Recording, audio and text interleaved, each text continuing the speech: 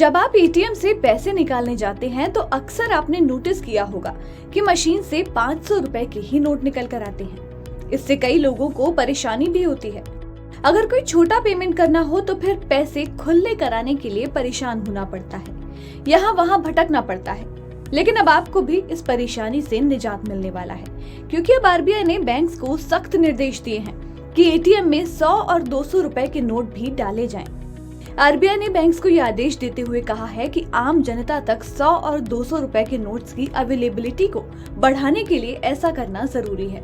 इसीलिए एटीएम में छोटे नोट डलें और वो लोगों तक पहुंच पाएं। आरबीआई ने अपने सर्कुलर में व्हाइट लेबल एटीएम ऑपरेटर्स से कहा है कि इस आदेश को लागू किया जाए। व्हाइट लेबल एटीएम की बात करें तो ये प्राइवेट और गवर्नमेंट एटीएम्स की तरह ही काम करते हैं।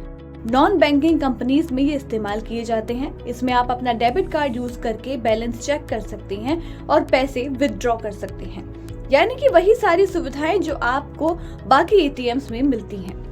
इस आदेश को लेकर के जो आरबीआई ने सर्कुलर जारी किया है उसमें क्या कहा गया है वो भी आपको बताते हैं।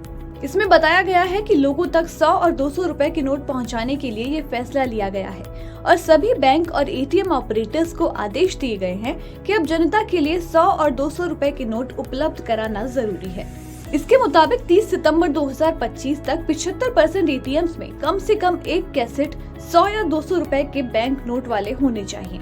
31 मार्च 2026 से 90% एटीएम में कम से कम एक कैसेट 100 और 200 रुपए के नोट का होना ही चाहिए।